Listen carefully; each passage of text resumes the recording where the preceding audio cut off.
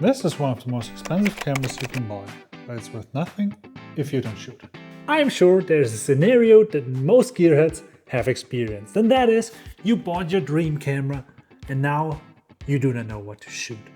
If you're one of those, let me help you. So the first thing you need is an idea. Now, how to get an idea? Well, let me show you an example. This is one of my earliest series. I think it's the earliest I've ever did.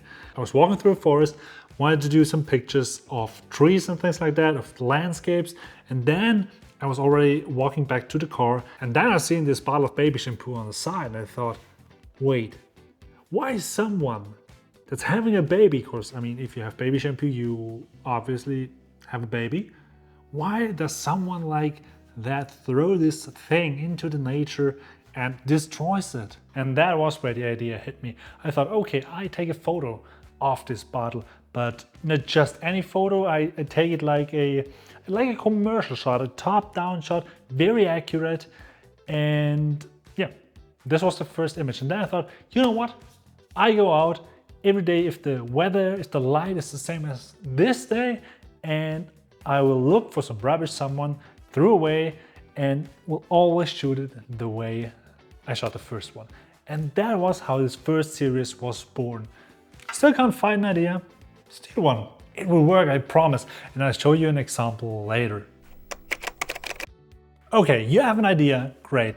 Let's say you're a landscape photographer. Great, there are thousands out there. So let's focus on something. Let's say trees. And now niche it down even more. Let's say you want to shoot trees, but only if it's foggy and the fog blurs the background away. That is something that's very specific and probably not that many people have done. Let me give you another example.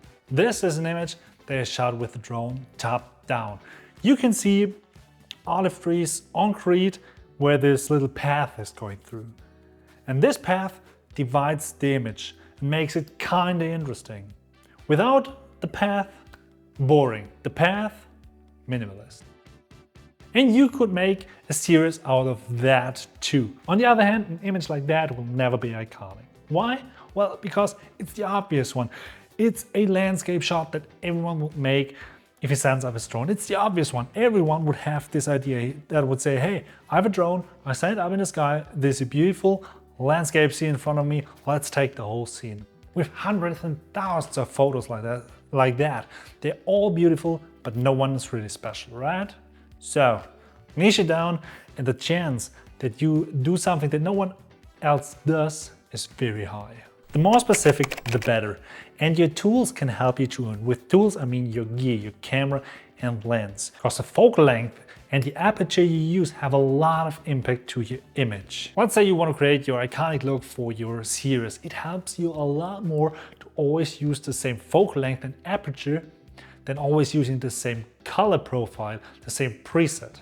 Think about that. Or you could use a drone. It will give you massively different images if your drone, or your camera better said, is up in the sky than on the bottom. You could do hundreds and thousands things to specify, but one thing that's very important is continuity.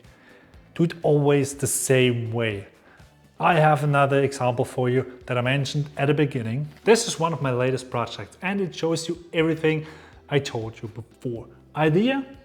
Clearly stolen. I mean, there are a lot of people that took images on white before, but it is a special technique. So try it yourself. It's not that easy to get a clean image of something in front of a white background. The idea is stolen, but I personalized it because I'm fascinated by those dollar bills. We have seen them in so many Hollywood films.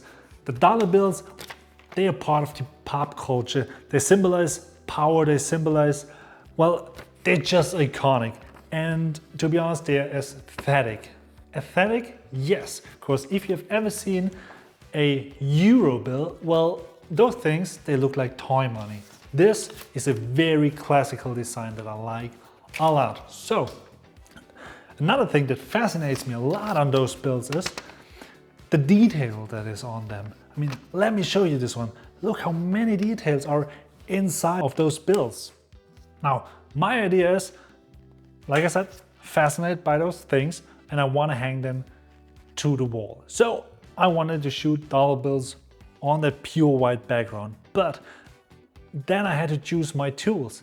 And because I'm fascinated by all the details, I want to print it very big. So I had to choose a very sharp lens and also a camera that has a high megapixel count. Of course, the more details you have, or the more megapixels you have, the more details you're able to capture with your camera. So the camera that I chose was my Leica Q3. The Q3 is my camera with the highest megapixel count, and the 28mm lens in front of it is the sharpest that I have. So for me, that's the perfect tool. It's the best tool that I have in my collection, let's say it that way. It worked out beautifully, and that makes it special. I always take this camera so I have continuity in my images, and that is so serious. This project shows you very good the whole process, from finding an idea by stealing it, niching it down to those bills, the money, and then choosing a very specific tool that I use all the time to recreate the image. And a small series like this has also the potential to build a body of work. Of course, the dollar bills are a series, but I could say I want to shoot knives or I want to shoot coins. I can make many series always in the same style, and that will build a body of work. Okay, so the most important thing at all is just start with something. If you have an idea, take a camera, do it. Combine some things, steal some things. I'm pretty sure that every photographer stole some ideas on their path of photography. And as ridiculously as it sometimes is or may look to you, just do it. If you have an idea, do it. You can't do anything wrong. I mean, in Germany, there's a photographer that puts flowers on the head of cows and portraits them. And you know what? This guy is super successful. He does that very well, and he built a business on that. But I mean, who would thought that flowers on the head of a cow would be a successful photography series? Come on. I mean, if not that, what else could prove that every idea could work? So just do it. Grab your camera, go out and shoot.